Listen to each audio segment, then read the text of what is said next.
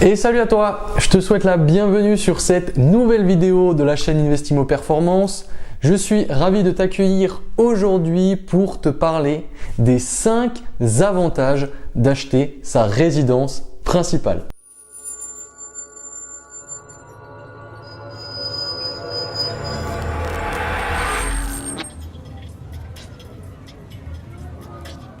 Et bienvenue sur cette nouvelle vidéo. Si l'investissement locatif t'intéresse, l'investissement immobilier de manière générale, n'hésite pas à regarder dans la description. Nous avons plein de choses qui peuvent t'intéresser. Donc aujourd'hui, le thème de cette vidéo, il est un petit peu différent des précédentes simplement parce que nous allons parler de la résidence principale.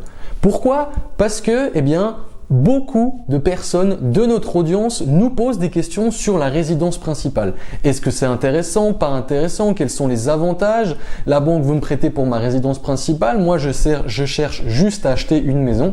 Je vais te décrire dans cette vidéo les 5 avantages. Pour moi, évidemment, il y en a d'autres et ça peut être différent pour toi d'acheter sa résidence principale par rapport à être un locataire. Donc, le premier avantage, et qui n'est pas des moindres, d'acheter sa résidence principale en France, tu le sais sûrement déjà, c'est cette loi, cet avantage fiscal de l'exonération de plus-value. Donc à l'heure où je te parle, à l'heure où cette vidéo est sortie, on est encore aujourd'hui dans le bénéfice de cette règle fiscale qui te permet que peu importe la plus-value que tu fais sur ta résidence principale, tu es exonéré à 100% d'impôts et de prélèvements sociaux. Donc ça, c'est quand même quelque chose qui peut être super important. Même si tu n'as pas fait entre guillemets de gain, cet avantage fiscal en lui-même peut te permettre de gagner pas mal d'argent. Le deuxième avantage, qu'est-ce que c'est le deuxième avantage? C'est que par rapport à un bien que tu loues, quand tu es locataire, là tu vas capitaliser sur ta résidence principale. Je m'explique. Quand tu vas acheter ta résidence principale, que ça soit un appartement, que ça soit une maison, ou que tu fasses même construire, tu vas en règle générale souscrire à un prêt immobilier. Et ce prêt immobilier, tu vas devoir rembourser des mensualités. Si tu suis notre chaîne, si tu connais l'investissement immobilier, tu sais que chaque mois, tu vas devoir rembourser des mensualités à ta banque. Ces mensualités, si tu n'es pas en période de différé, elles se composent du remboursement d'une partie du capital que la banque t'a prêté.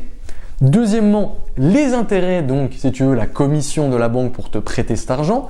Et troisièmement, en règle générale, un petit montant qui va à l'assurance emprunteur. Et comme tu l'as compris, aujourd'hui, avec les taux qui sont extrêmement bas, une grosse partie de cette mensualité, c'est le remboursement du capital. C'est-à-dire que chaque mois, tu vas diminuer la dette que tu as sur ton bien immobilier.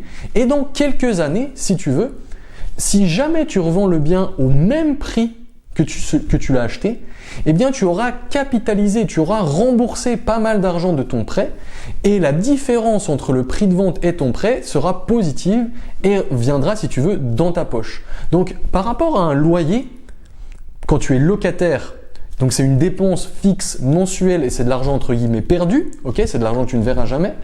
Quand tu rembourses des mensualités de crédit de ta résidence principale, sache que une grosse partie de cet argent va potentiellement se retrouver dans ta poche lors de la revente. C'est ça qu'on appelle la capitalisation sur sa résidence principale. Donc ça, c'était le deuxième avantage d'acheter sa résidence principale par rapport à être locataire.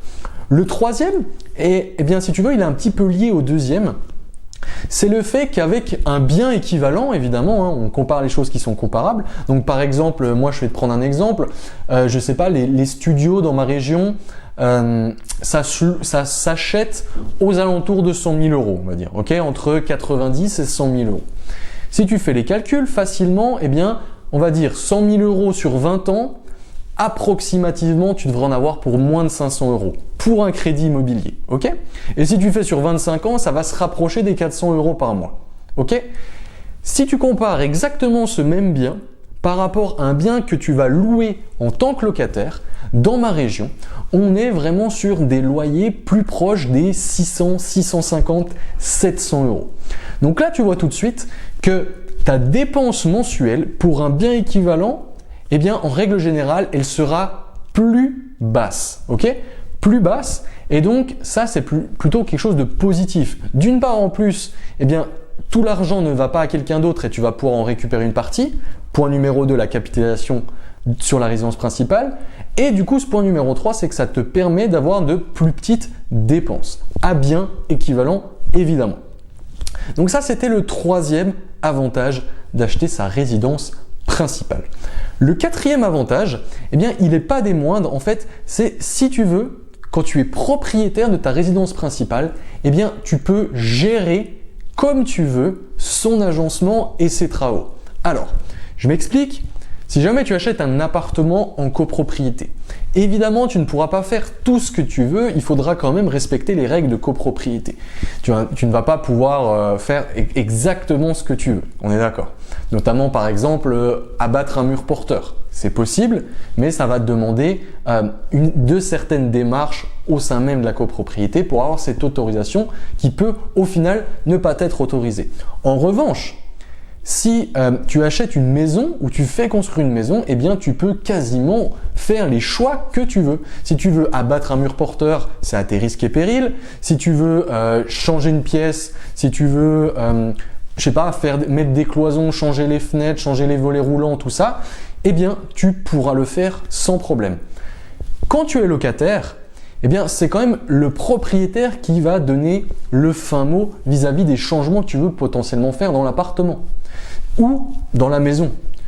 Je te prends un exemple. Si tu arrives dans un appartement, on est un petit peu à l'ancienne et la cuisine elle est séparée du salon. Et toi tu es locataire et tu dis ouais, ça serait quand même bien d'abattre la cloison entre la cuisine et le séjour et le salon. Comme ça fait un grand espace de vie. Ça fait quelque chose qui est un petit peu plus moderne, on va dire.